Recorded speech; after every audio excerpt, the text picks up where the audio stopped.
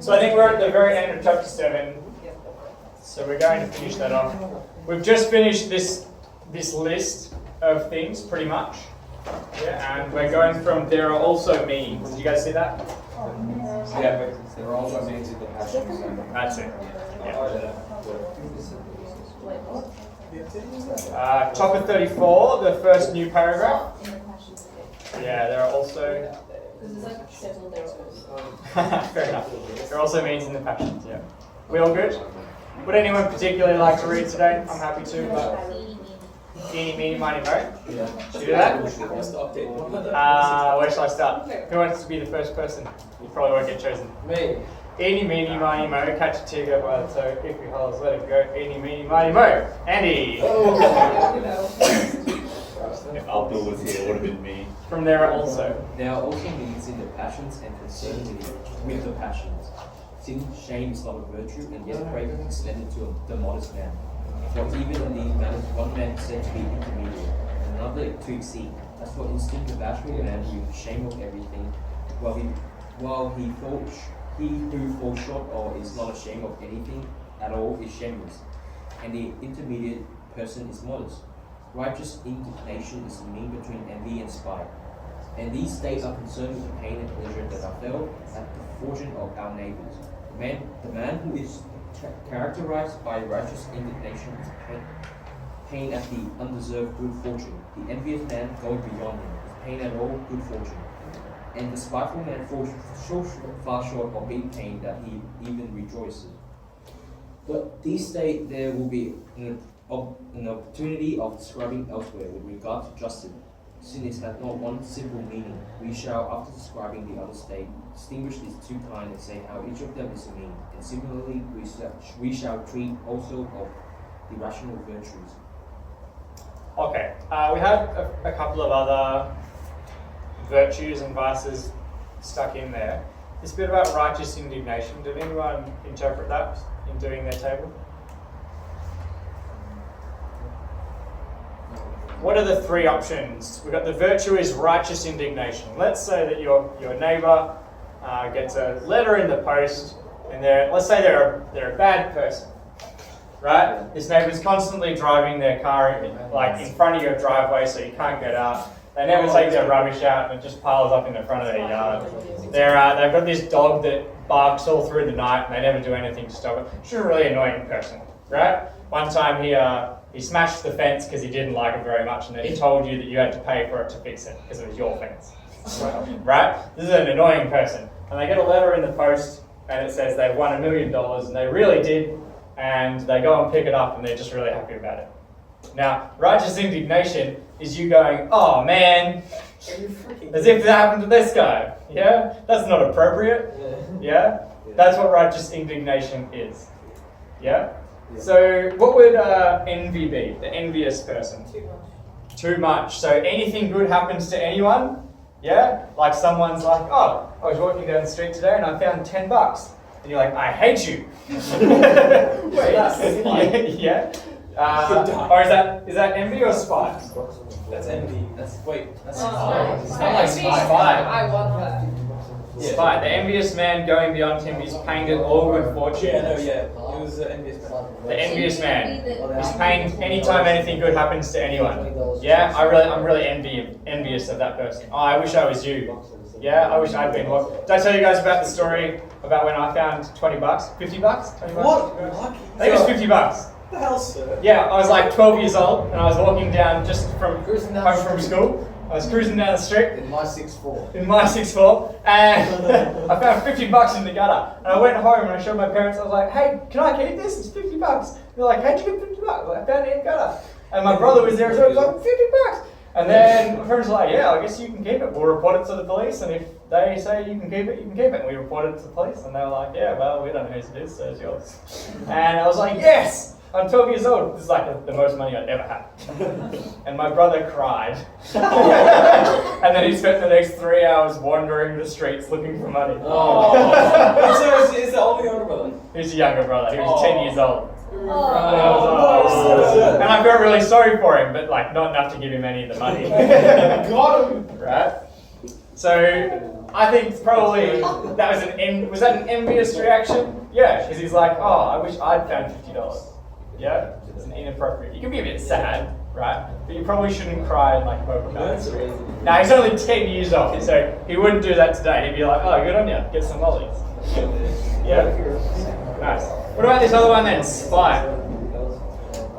I haven't really thought about how this one works, but the spiteful man falls so far short of being pained, of being like, man, that annoying neighbour shouldn't have got $1 million. Yeah. That's no good. Falls so far short of being pained that he even rejoices. What does that mean? Oh man, good for you. It's great. Yeah, it's like not an appropriate reaction to it. Oh, that is so good that you won $1 million. Maybe it's sarcastic. I don't really know how this one works. I think there's a bit of a weirdness in the translation. But I think you get the sense, right, that spite isn't good, righteous indignation is okay. You shouldn't just hope bad things happen to good people, yeah? And you shouldn't just feel envious of everything good that happens to other people. You should feel good when good things happen to other people, and you should not feel envy. Yeah? We okay with that? Alright. We're just going to move on. I don't think we're going to talk about rational virtues and things. If you're interested, you can look into it. I don't really think it's going to come up. I think it's too much for our discussion. So we're just going to blow past it. But if you want to look it up further, you can search the web, etc. Yeah? So, chapter 8. Characteristics of the extreme and mean state. Practical correlations. Yeah? So thinking practically, what are some characteristics of the way that these virtues and vices work? The extremes are opposed to each other and to the mean. 8. There are 3 kinds of disposition then. 2 of them vices, involving excess and deficiency respectively. And 1 is a virtue, namely the mean. And all are in a sense opposed to all. They're all opposites of each other. For the extreme states are contrary, both to the intermediate state and to each other. And the intermediate is the opposite to the extremes, as the equal is greater relatively to the less, less relatively to the greater. So the middle states are excessive relatively to the deficiencies, deficient relative to the excesses, both in passions and in actions. Are we kind of following this? The mean is less than the more, and more than the less. No. Yeah? And so they're all opposite to each other in a sense. Yeah? They're all opposed or further from each other. Both in passions and in actions. For the brave man appears rash relative to the coward. Does that make sense? Oh, yes. The brave man appears rash to the coward. So even if they're just like the virtuous brave, Yeah. they still seem rash because they're in excess compared to the cowards. Exactly. Exactly. Let's say someone is too afraid of a car accident to get into a car. Yeah. We would normally characterize that. I mean, maybe it's a rational fear. Yeah? 360 people die of car accidents every year, right? Like, it's a dangerous thing to do, just getting into a car, right? So maybe that's a rational fear. But let's say that it's an irrational one just for now, because as a community, we've decided that it's actually doesn't require that much bravery to get into a car. It's a fairly practical decision. It helps you get around, etc. Yeah? Yeah. So we all accept that maybe the appropriate level of bravery is to get into your car and drive normally. Yeah? Right. But if someone's so paralyzed with anxiety about a car crash, maybe they had a bad experience, or maybe someone close to them had a bad experience with a car crash, something like that. Anyone who gets into a car is going to seem like a lunatic. Like, why would you put yourself out there? It's like the Hunger Games on the road. Yeah? Does that make sense to everyone? I like to So to cowards, brave people seem rash. Now, like, in the same way, how's it going to work the other way? The brave person's going to seem... So vice versa, let's switch it around now. The brave person is going to seem cowardly to who? To the rash person. What's a rash driver look like? Need for speed. Need for speed, right? Good. Let's say someone who's like, I don't see why we can't go 100 down Police Road. I got clear line of sight. Yeah, I can see everything that's happening. The lights go red. The kids know to get off the road. Yeah, let's just go 100.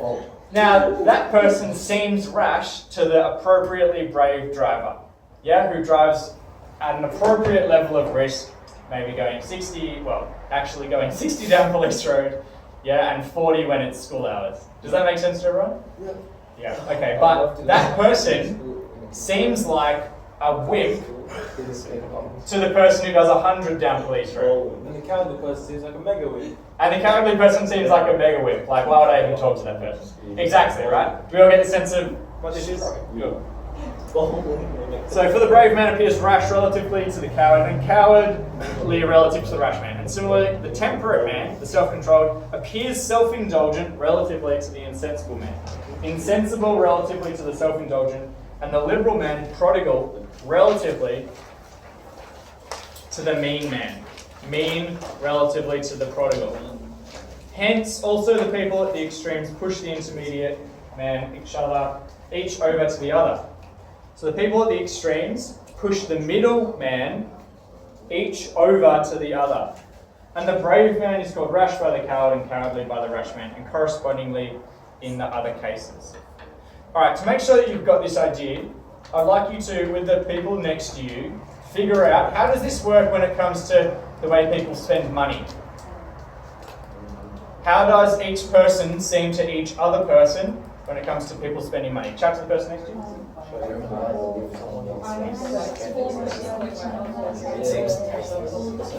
As if he's wearing a bell at school, he's wearing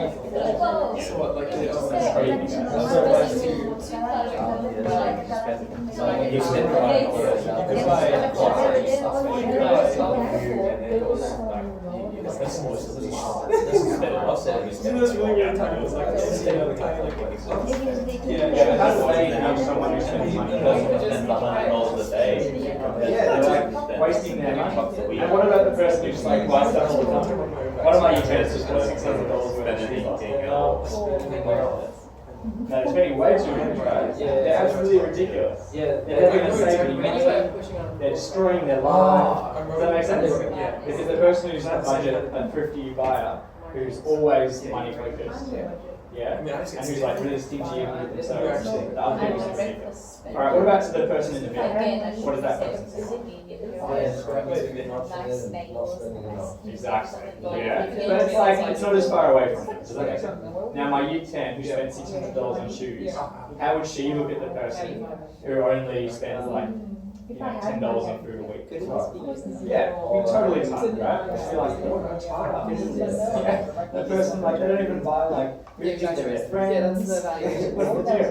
The same person that's seen three versions, they've basically Lion King 3 times and Spider-Man 4 times in the last month.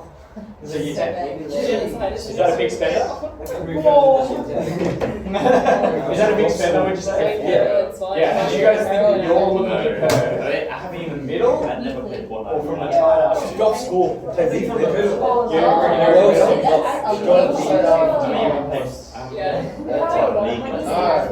You're a big spender. Do you think she's sort of kind of not that unreasonable? Compared to me, she's a big spender, but I'm slightly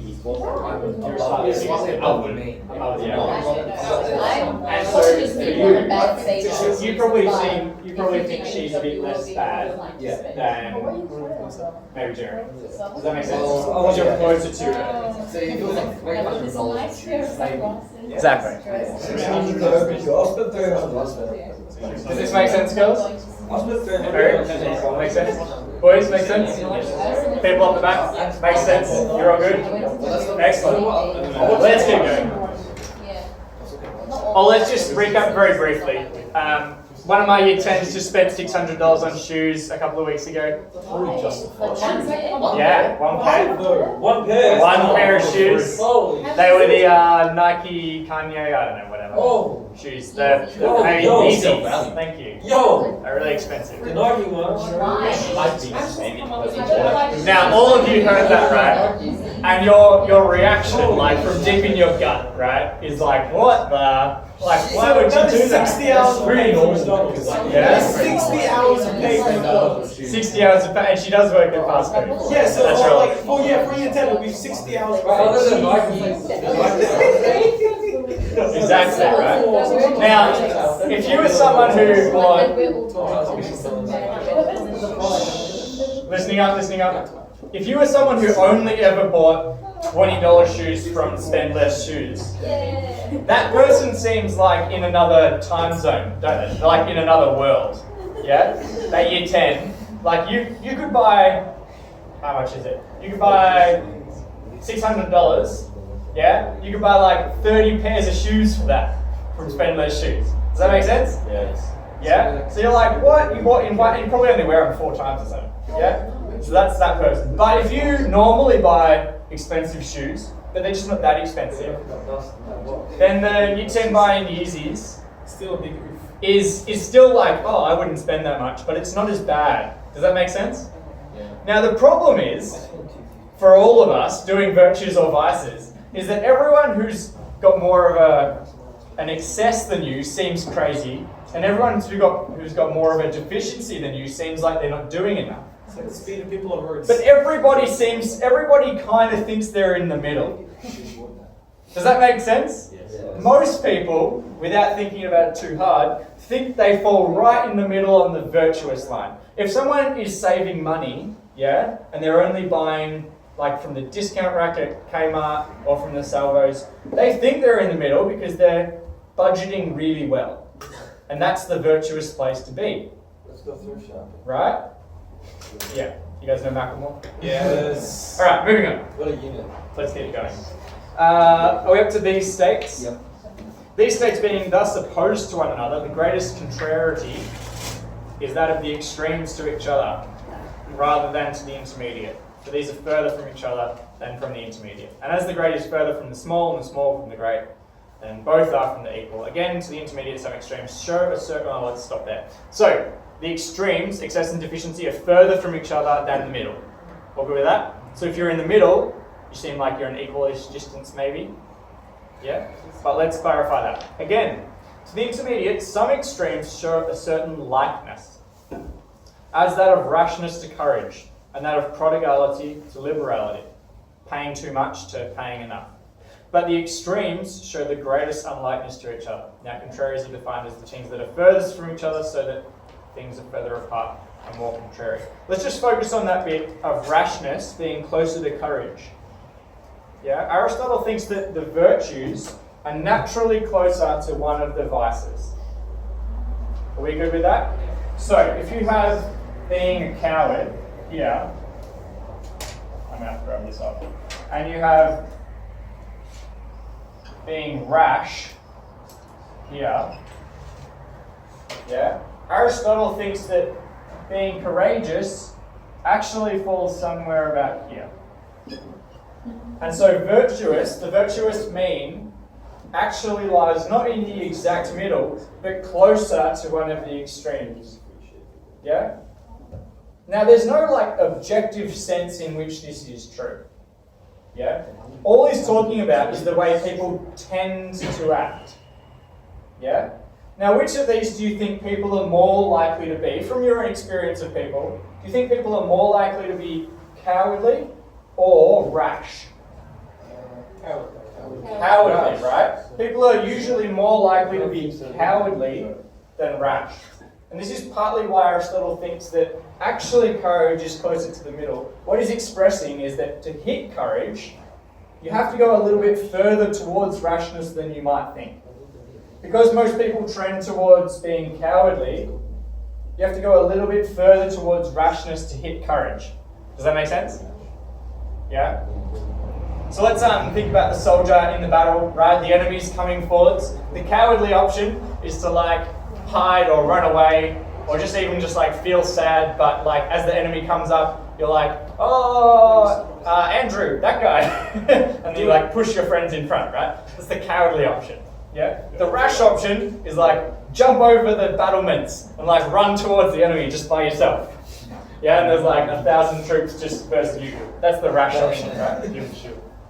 Aristotle's going to say though that the courage is actually closer to the rash option. Maybe that's a ridiculous example though, right? Because more people are likely to do the coward thing, like stand there and let your friends go first. Then no one's actually going to jump down to the enemy, are they? Yeah. No one's going to jump over the fence and go towards the enemy. Rashness would just be like getting too involved in the battle when it meets you, generally. And so courage is generally closer to what we normally think of as rashness. That was a bit of a confused explanation, but do we understand? Alright, let's keep going.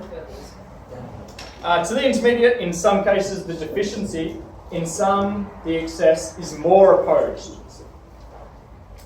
For example, it's not rashness which is an excess, but cowardice which is a deficiency that is more opposed to courage. So that's this bit, yeah? Being a coward is more opposed to courage than rashness. It's further from. Yeah.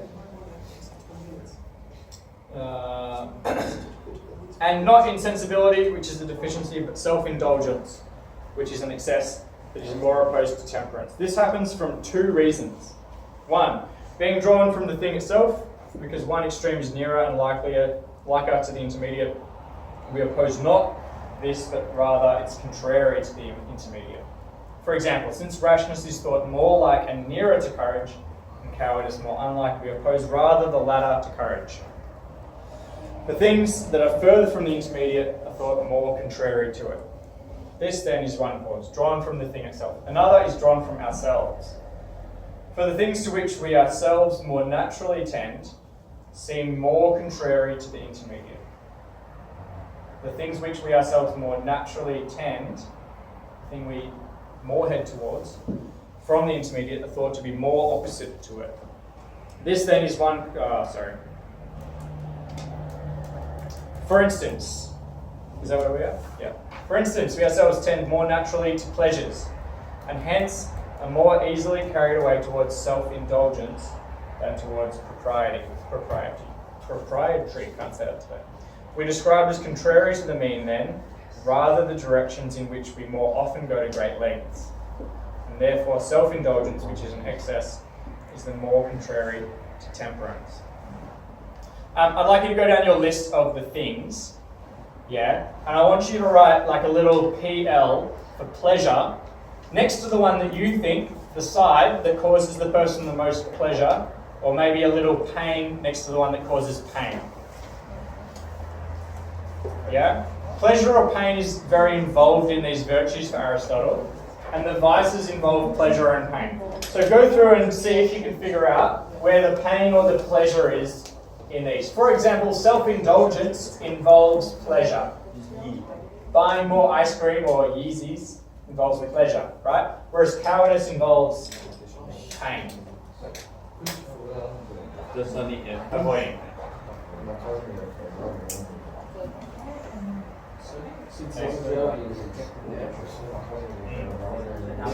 Pleasure and pain, which one refers to pleasure? Yeah, good question. He's just saying through experience, right? That's why young people can't do this. Yeah, you gotta do it through experience. But like, do you think courage is an objective thing? They're probably doing it from all the others. No, like if humans weren't around, courage wouldn't be a thing, would it?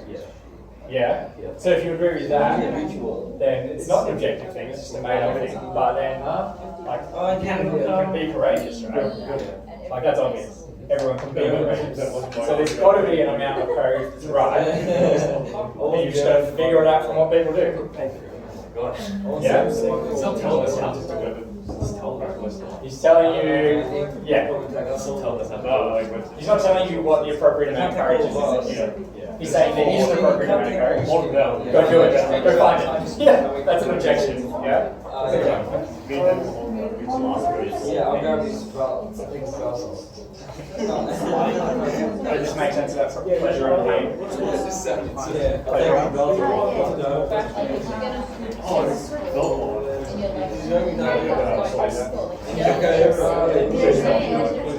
Would you remember?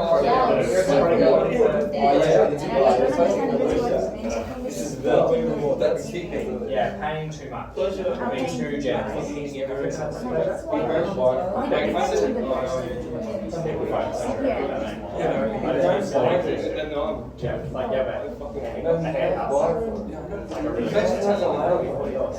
Take 200.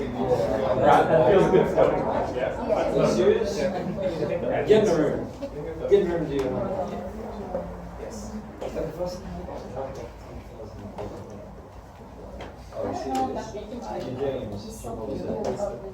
In your dreams, get in your steps.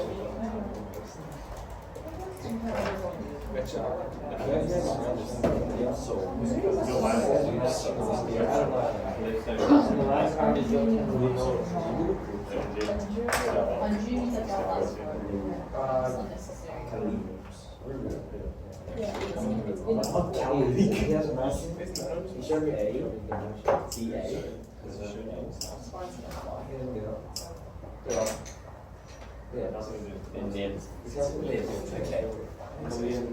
All right, we might wrap up there. So let's keep going and finish off Aristotle today. Yep. Excellent. So, chapter 9. The mean is hard to attain.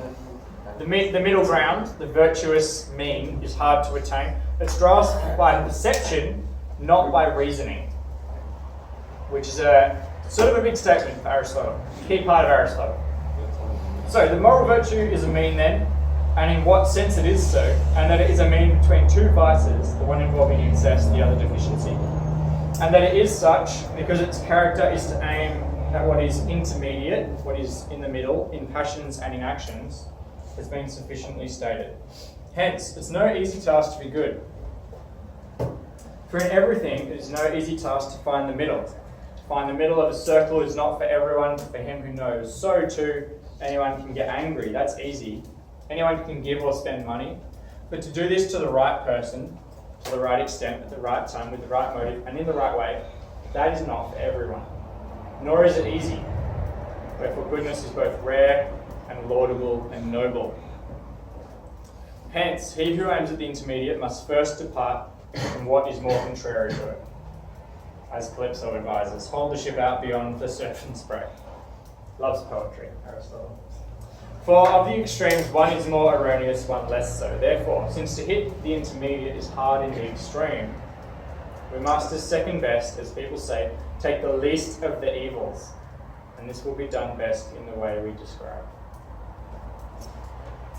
Does Aristotle think it's easy to hit the mean? No, it's really difficult, he says. It's hard to hit the middle.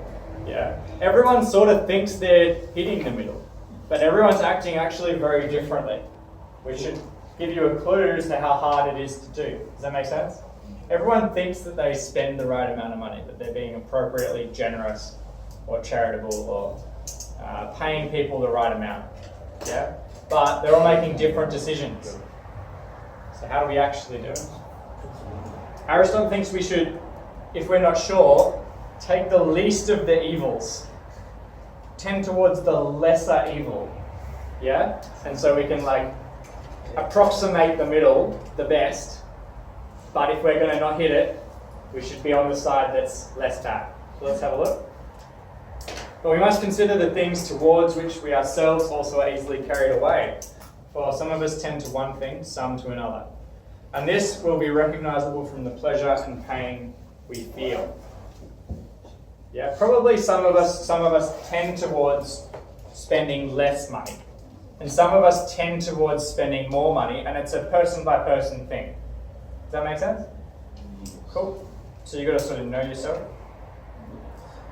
We must drag ourselves away to the contrary, the opposite extreme. For we shall get into the intermediate state by drawing well away from error, as people do in straightening sticks that are bent. So if you tend towards spending not enough money, what is Aristotle recommending? Spend. You should spend more money probably than you think. And you should trend towards spending too much money. Which in reality is normal amount. Which in reality is probably going to be the normal amount. That's Aristotle's idea. Oh yeah, because Making sense? yeah. Because you're going to think it's not enough. that everyone else might be like, yeah, he's spending well. He's finally changed. But I told you about, I heard a story about one of my friends' who, my housemates got invited to their birthday. And this guy never really spent any money because he was saving up for a house deposit, right? And he wanted to retire by the time he was 35. That was his dream. He wanted to work so hard and save so much money that he could buy his house, pay it off, and then retire, just live off investment money by the time he was 35. For the rest of his life, just chill. Right? That's his dream. But to do that, he spent almost no money on anything he didn't need to. So anytime we went out to a restaurant with friends, etc., he would he'd be like, hey, you eating those chips? Or, he'd just not eat anything there. He'd pack a lunch and bring it to the restaurant. I'd like a glass of water. So he had a birthday party, right? And it was a big birthday party. He was like 25 years old. He invited all his friends, and they all went out for a dinner, right? And they went out for a dinner, and all his friends, everyone paid for their own meal, and that was fine. Everyone was happy to do that. But he didn't eat anything at his own birthday dinner because he was saving money. Does that make sense? Now, if you got that guy to spend some more money, if you're like, mate, to be virtuous in your money spending, you need to spend some more money, right? He'd be like, okay, I'll buy a Coke. What? Yeah? And for him, that would be the middle. Does that make sense? Because he trends really extremely towards being stingy. So, Aristotle says he needs to push himself further towards the opposite. And even if he ends up spending too much money, that'll be better. If it's the lesser evil. Alright, let's keep going.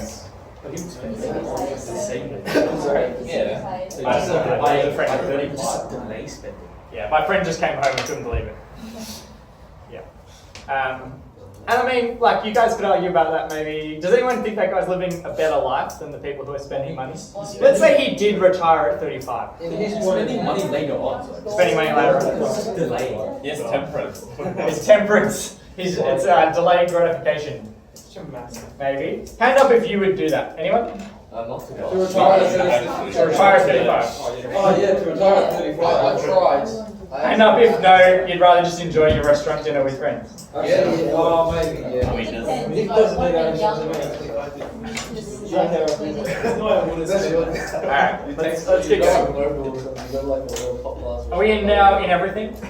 Is that where we are? Yeah. So there's the straightening sticks that are bent bit, right? The idea is that you have to bend them a bit further to get them straight. Yeah. Maybe if you've ever gone camping, you might have to bend the tent pole back. Yeah? And you have to bend it a little bit further, and then you let it go and it springs back to straight. Alright. Now in everything, the pleasant or pleasure is most to be guarded against. For we do not judge it impartially. Yeah? We have to guard against pleasure the most. We ought then to feel towards pleasure as the elders of the people felt towards Helen, and in all circumstances repeat their saying. Which I don't have here, unfortunately. For if we dismiss pleasure, thus we are less likely to go astray. It's by doing this then, to sum the matter up, that we shall be best able to hit the intermediate. You guys know the story of Helen of Troy? Can anyone tell us, Helgora? Can you tell us the story very briefly about how Helen gets abducted? There was a goddess Aphrodite who promised the Prince of Troy, Paris, I think was his name, that she would give him the most beautiful woman that there was. Yep. And she gave her Helen. I think she was the Princess of Athens. I'm not sure. I don't remember. Yep. And then because the princess was abducted, the whole war started. But that's the mythology side. But the history side says that maybe Troy was richer and Greece wanted to take the gold or something. Yeah, sure. So however it happened, this woman, Helen, got abducted, right? So that she could marry the prince of a different nation. Yeah? Now, the nation was pretty upset about this. You've stolen our princess, that's not a nice thing to do. And so they're like, well, we're going to start a 10-year war. Yeah? What do you think the elders counseled before that happened?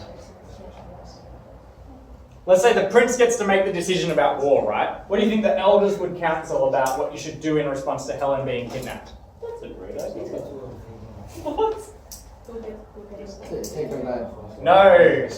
They were like, yes, she's a very beautiful woman, but don't kill millions of our soldiers just over this one girl that got kidnapped. Yeah? Make someone trade or something. Do something reasonable. Yeah? But what do you think the prince did? No, I got The prince is like, I'm acting for love. Yeah? Absolutely. I'm happy to sacrifice the lives of all my soldiers to get my love back. Yeah? Alright. Would you rather have this? The point is, he should have maybe guarded against pleasure to make a more reasonable decision. Does that make sense? Alright. I'm pretty sure that's what the point is. I have to look up the Iliad again. But this is no doubt difficult. Yeah, it's difficult to avoid pleasure, and especially in individual cases where it's not easy to determine how and with whom and on what provocation and how long one should be angry. For we too sometimes praise those who fall short and call them good-tempered. But sometimes we praise those who get angry and call them manly. Yeah? Can you guys see how hard it is? Remember, Aristotle thinks the mean is 1 point on a target. There is 1 point in the middle that's the right amount. Damon, does that make sense? Yeah. Yeah? You watching something about Aristotle? No, I'm just trying the thing of Freud. Okay. Let's do that later. Yeah. Okay. So there's 1 point of anger that's enough. Yeah? And if you don't have quite enough anger, we're going to say, oh, that's what a nice guy. Yeah? He was a bit angry, that's fair enough, but he'll get over it eventually. Yeah? And if you're a little bit too angry, you'd be like, whoa, what a man. That's what Aristotle's saying. Yeah? But you're like, oh, he's just righteously angry, that's appropriate, I'm a bit scared now, etc. Yeah? It's actually kind of hard to find the middle because we actually kind of like these two sides as well. Yeah? I think we're good so far. The man, however, who deviates little from goodness is not blamed, whether he do so in the direction of the more or the less. But only the man who deviates more widely, for he does not fail to be noticed. What does that mean? Anyone?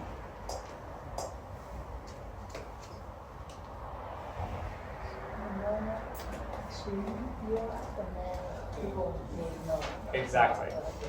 Yeah, the more towards the vices that you are, the more people will notice that you're wrong. Yeah? You can be close to the virtuous, not exactly on it, but close, and people are going to be like, yeah, he's a good-tempered person. Yeah? Maybe he's a little too good-tempered, maybe he's got the right amount of indignation, maybe he's a bit too angry, but he's in the ballpark. But we'll notice if you're way too far one way or the other. Yep? But up to what point and to what extent a man must deviate before he becomes blameworthy is not easy to determine by reasoning, any more than anything else that's perceived by the senses.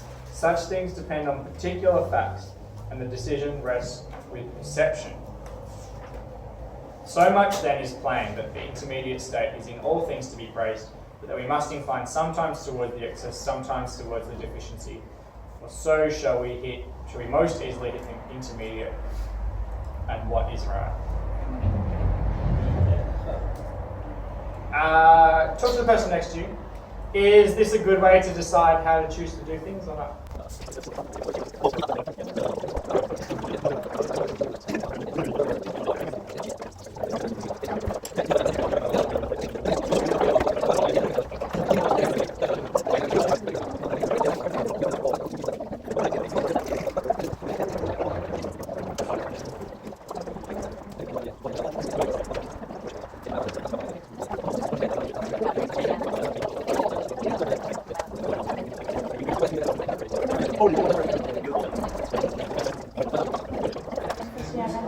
Alright, homework, starting now.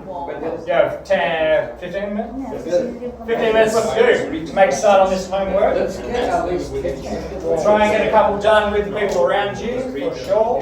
I'd like you to do the review questions, starting on page 243. Just these ones, 2, 4, 7, 10, 13, 18, 21 and 26. Obviously, if you would like to do the others, that is up to you. If you want to do the other questions, that is up to you as well. I think that's enough to be done before Wednesday. That'll take a while.